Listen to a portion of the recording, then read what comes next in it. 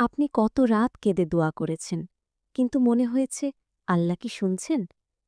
যদি আমি বলি আপনার দোয়া কখনোই হারিয়ে যায় না, কিন্তু আমরা হয়তো চাওয়ার পদ্ধতিটাই ঠিক করি না।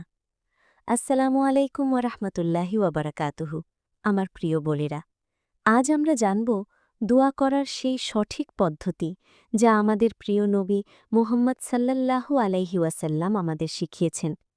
আজ আমরা শিখব কিভাবে রাব্বুল আলামিনের কাছে দুই হাত পাতলে তিনি আমাদের শূন্য হাতে ফিরিয়ে দেন না। বোন, কখনো কি ভেবেছেন আল্লাহ সুবহানাহু ওয়া তাআলা আপনার কতটা কাছে? আমরা অনেক সময় ভাবি আল্লাহ তো আরশে আজিমে, তিনি কি আমার এই ছোট্ট ঘরের এই অন্ধকার কোণের নীরব কান্না শুনছেন? আল্লাহ তাআলা পবিত্র কুরআনের সূরা আল বাকারার ১৮৬ নম্বর আয়াতে কি চমৎকারভাবেই না বলেছেন, আর আমার বান্দারা যখন আপনার কাছে আমার সম্পর্কে জিজ্ঞেস করে, তাদের বলে দিন, আমি তো কাছেই আছি। আহ্বানকারী যখনই আমাকে আহ্বান করে, আমি তার আহ্বানে সাড়া দিই। সুবহানাল্লাহ। আল্লাহ বলেননি, আমি শুনব, তিনি বলেছেন, আমি সাড়া দিই। দোয়া শুধু আমাদের প্রয়োজন মেটানোর হাতিয়ার নয় বোন, দোয়া হল ইবাদতের মূল। সুনান আবু দাউদ এবং তিরমিজির একটি সহি হাদিসে নবী মুহাম্মদ সাল্লাল্লাহু আলাইহি ওয়াসাল্লাম বলেছেন, দোয়াই হল ইবাদত। অর্থাৎ আপনি যখন আল্লাহর কাছে কিছু চাইছেন, আপনি শুধু চাইছেনই না, আপনি একটি শ্রেষ্ঠ ইবাদত করছেন। তাহলে প্রশ্ন হল, আমাদের দোয়াগুলো কেন কখনো কখনো মনে হয় আটকে আছে? এর কারণ হল, যে কোনো কাজের মতো দোয়া করারও একটি সুন্নাহসম্মত পদ্ধতি আছে।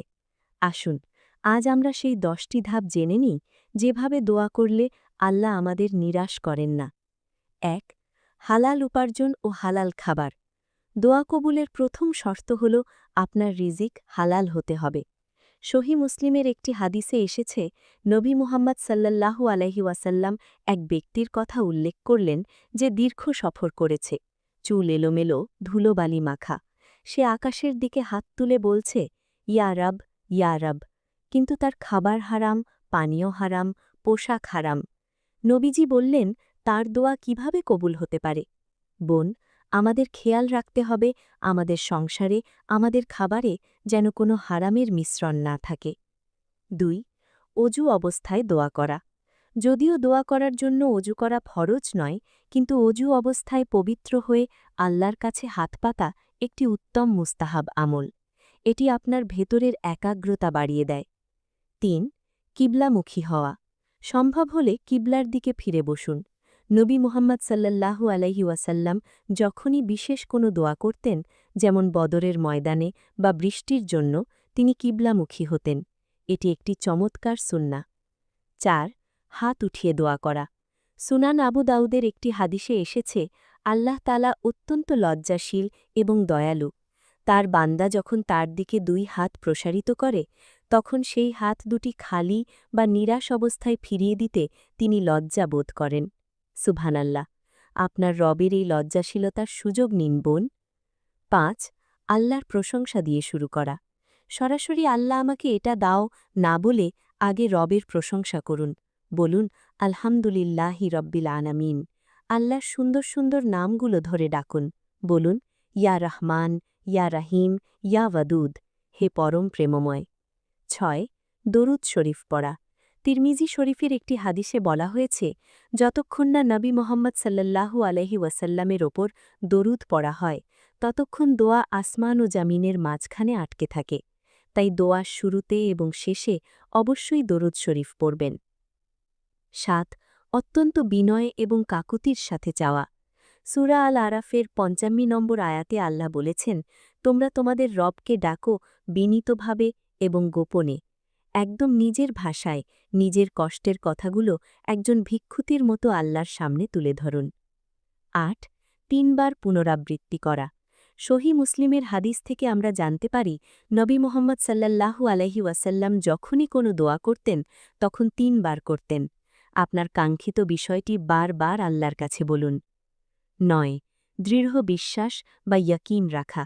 তিরমিজির হাদিসে নবীজি বলেছেন, তোমরা আল্লাহর কাছে দোয়া করো কবুল হওয়ার দৃঢ় বিশ্বাস নিয়ে। মনে একটুও সন্দেহ রাখবেন না। বিশ্বাস রাখবেন, আমার রব সব পারেন। তার ভাণ্ডারে কোনো কিছুর অভাব নেই। 10. তাড়াহুড়ো না করা। এটি খুব গুরুত্বপূর্ণ। সহি বুখারীর হাদিসে এসেছে, তোমাদের দোয়া ততক্ষণ পর্যন্ত কবুল হয় যতক্ষণ না তোমরা তাড়াহুড়ো করে বলো, আমি তো দোয়া করলাম কিন্তু কবুল হল না। বোন, আমরা পদ্ধতি তো জানলাম, কিন্তু কিছু কিছু কাজ আমাদের দোয়াকে আটকে দেয়। একটু আগেই বলেছি হারাম উপার্জনের কথা। এছাড়াও যদি আমরা নিয়মিত জেনে বুঝে বড় কোনো গুনাহে লিপ্ত থাকি এবং তওবা না করি, তবে তা আল্লাহর সাথে আমাদের দূরত্ব বাড়িয়ে দেয়। আরেকটি বড় কারণ হল আত্মীয়তার সম্পর্ক ছিন্ন করা। সহি মুসলিমের একটি হাদিসে স্পষ্টভাবে বলা হয়েছে, কোনো বান্দার দোয়া ততক্ষণ পর্যন্ত কবুল করা হয় যতক্ষণ না সে কোনো পাপের কাজের বা আত্মীয়তার সম্পর্ক ছিন্ন করার দোয়া না করে। পরিবারের কারো সাথে অভিমান করে সম্পর্ক পুরোপুরি কেটে দেবেন সাসনা। এটি দোয়া কবুলের পথে অনেক বড় বাধা। আর সবশেষে ওই যে বললাম, তাড়াহুড়ো করে নিরাশ হয়ে যাওয়া। শয়তান চায় আপনি নিরাশ হয়ে আল্লাহর দরবার থেকে ফিরে যান। শয়তানকে সেই সুযোগ দেবেন না। এখন আপনারা প্রশ্ন করতে পারেন, আমি তো সব নিয়ম মেনেই দোয়া করেছি, তাও তো আমার দোয়াটা পূরণ হল না, তাহলে কি ফিরিয়ে দেওয়া হল? না বোন, এখানে আমাদের আকীদা এবং বিশ্বাসকে একদম পরিষ্কার করতে হবে। মুসনাদে আহমদের একটি চমৎকার সহি হাদিস রয়েছে, যা শুনলে আপনার চোখ পানিতে ভরে যাবে।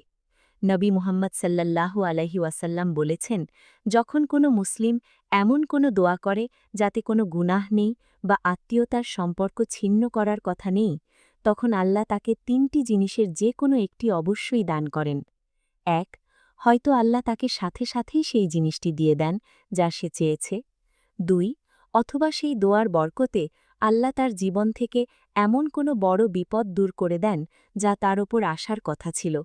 আপনি হয়তো চেয়েছিলেন একটি বাড়ি, আল্লাহ বাড়ি দেননি, কিন্তু আপনার সন্তানের ওপর আসা একটি ভয়ঙ্কর অসুখ তিনি দূর করে দিয়েছেন আপনার ওই দোয়ার কারণে। 3. অথবা আল্লাহ ওই দোয়াটিকে দুনিয়াতে পূরণ না করে আখিরাতের জন্য সঞ্চয় করে রাখেন। কিয়ামতের দিন যখন আমাদের আমলনামায় নেকির খুব অভাব পড়বে, তখন আল্লাহ আমাদের সেই দোয়াগুলোর পাহাড় সমান প্রতিদান দেবেন যেগুলো দুনিয়াতে পূরণ হয়নি। তখন বান্দা বলবে, হায়, দুনিয়াতে যদি আমার কোনো দোয়াই পূরণ না হতো আর সব যদি আজ এখানে পেতাম। সুবহানাল্লাহ। তাহলে বলুন তো বোন, আপনার কোনো দোয়া কি কখনো ব্যর্থ হয়েছে? আপনার কোনো দোয়াই আল্লাহ ফিরিয়ে দেন না। আপনার প্রতিটি আমিন আল্লাহর কাছে সুরক্ষিত। আমার প্রিয় বোনেরা, আপনাদের জীবনটা অনেক ত্যাগের। কখনো একজন মা হিসেবে, কখনো স্ত্রী হিসেবে পরিবারের দায়িত্ব পালন করতে গিয়ে আপনারা ক্লান্ত হয়ে পড়েন। আমি জানি, রাতের বেলায় যখন সারা ঘর ঘুমায়, তখন অনেক মায়ের চোখ দিয়ে পানি ঝরে তার অবাধ্য সন্তানের জন্য। সন্তানের হেদায়েতের জন্য দোয়া করা কখনো বন্ধ করবেন না বোন। ইতিহাস সাক্ষী, মায়েদের তাহাজ্জুদের দোয়া বড় বড় ডাকাতকে যুগের শ্রেষ্ঠ আলেম বানিয়ে দিয়েছে। ইমাম বুখারী রহমতুল্লাহ আলাইহির মায়ের দোয়ার কথা তো আমরা সবাই জানি, যার দোয়ায় আল্লাহ তার সন্তানের দৃষ্টিশক্তি ফিরিয়ে দিয়েছিলেন। স্বামীর সাথে হয়তো আপনার মনোমালিন্য চলছে, দূরত্ব তৈরি হয়েছে। মানুষের কাছে অভিযোগ করার আগে জায়নামাজে বসে আল্লাহর কাছে অভিযোগ করুন। রবের কাছে সংসারের শান্তির জন্য, সাকিনা বা প্রশান্তির জন্য দোয়া করুন। আর সবার আগে নিজের গুনাহ মাফের জন্য কান্না ভেজা দোয়া করুন। সংসারের কাজ করতে করতে অজান্তেই আমাদের কত ভুল হয়ে যায়। বলুন, ইয়া আল্লাহ, আমি দুর্বল, আমি অনেক ভুল করেছি, আপনি আমায় ক্ষমা করে দিন। বোন, আপনি একা নন। এই বিশাল পৃথিবীতে আপনার মনে হতে পারে কেউ আপনার কষ্ট বুঝছেন না, আপনার নীরব আত্মত্যাগ কেউ দেখছেন না। কিন্তু বিশ্বাস করুন, আপনার প্রতি ফোঁটা অশ্রু আল্লাহ দেখেন। আপনার না বলা কথাগুলো, আপনার চাপা কষ্টগুলো, বুকের ভেতরের সেই ভারী দীর্ঘশ্বাসগুলো, সব কিছু আপনার রব জানেন। আসুন না বোন, আজ এই মুহূর্তে আমরা একসাথে আমাদের রবের কাছে একটু হাত তুলি। ইয়া আল্লাহ, ইয়া রহমানু রহিম, আমার যে বোনেরা আজ এই ভিডিওটি দেখছেন, তাদের প্রত্যেকের মনের নেক বাসনাগুলোকে আপনি কবুল করে নিন। ইয়া আল্লাহ, যাদের ঘরে অশান্তি, তাদের ঘরে আপনি প্রশান্তি ঢেলে দিন। যাদের কোল খালি, তাদের নেক সন্তান দান করুন। যাদের সন্তান ভুল পথে আছে, তাদের হেদায়েত দিন।